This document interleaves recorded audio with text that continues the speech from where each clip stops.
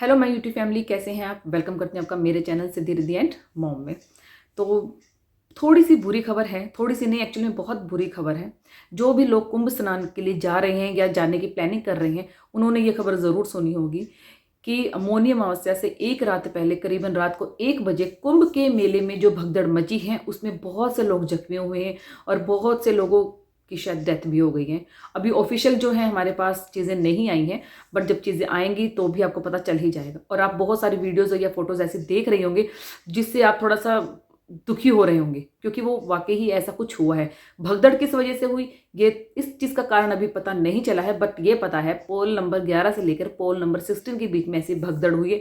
और आप फोटोज़ में देख सकते थे कि कितनी भीड़ थी कुंभ स्नान पे। और मौनी अमावस्या वाले दिन तो शायद लाखों लोग स्नान के लिए जाने लगे थे और ये शायद अमृत स्नान का ही टाइम था। और इसी को मद्देनजर रखते हुए वहां पर जितने भी अखाड़े के जो प्रमुख हैं या साधु संत हैं, उन्होंने ये डिसीजन लिया है कि अब जो है अमृत स्नान, जिसे शाही स्नान भी बोलते हैं, जो कि रथों पर बैठकर या बैंड बाजा के साथ जो हमारे साधु संत करते हैं या जो बड़े होते हैं वो करते हैं, अब उसे कैंसिल कर दिया जाएगा।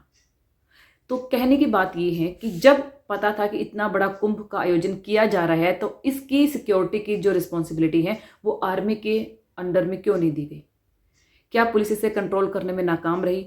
और जो जिन लोगों की डेथ हुई है या जो लोग जख्मी हुए हैं, उन लोगों की इस हालत का जिम्मेदार कौन होगा? मैं वो फोटो और वीडियोस यहाँ पर नहीं लगा रही हूँ, क्योंकि उनको देखना मेरे लिए भी बड़ा दुख है। क्योंकि किसी की माँ की डेथ हो गई है तो किसी के पति की, कोई बच्चा बिछड़ गया है तो कोई बुजुर्ग की डेथ हो गई है, या कोई किसी की इतनी इंजरी हुई है वहाँ पर, छोटे छोटे बच्चे। तो प्लीज़ आपसे हाथ जोड़ के रिक्वेस्ट है कि अगर आप महाकुंभ में जाने की प्लानिंग कर रहे हैं तो बहुत सोच समझ के उठाएं।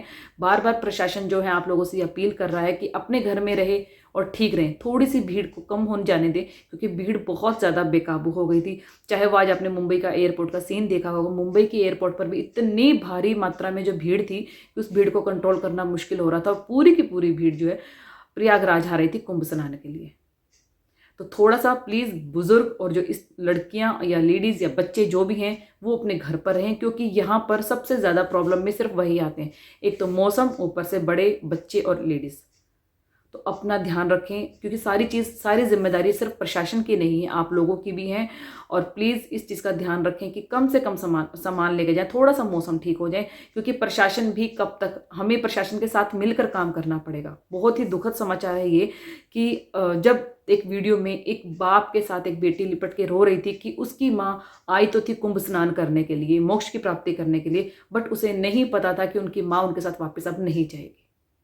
और जो लोग इस टाइम पर जिनकी प्रॉब्लम हो गई है या जिनकी इंजरी हुई है या जिनकी डेथ हुई है, क्या उन्होंने कभी सोचा था कि कुंभ में स्नान करते वक्त उन्हें ये फल मिलेगा?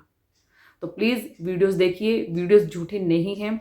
अगर वहाँ पर इतनी भीड़ है तो रियलिटी मीडिया आपको रियलिटी ही दिखा रहा है। अपनी गाड़ी वाड़ी से मत जाइए तो सिर्फ पब्लिक ट्रांसपोर्ट से। और प्लीज़ अपना ध्यान रखिए और बच्चों को ले जाने की गलती बिल्कुल भी मत कीजिए, क्योंकि प्रयागराज में इस टाइम पर बहुत भारी मात्रा में भीड़ है जो कि शायद आउट ऑफ कंट्रोल हो चुकी है।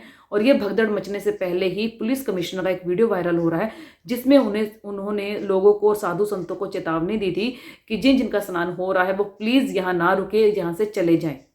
लेकिन शायद लोगों की मंशा होती है कि एक बार स्नान हो गया तो दोबारा फिर स्नान करना है।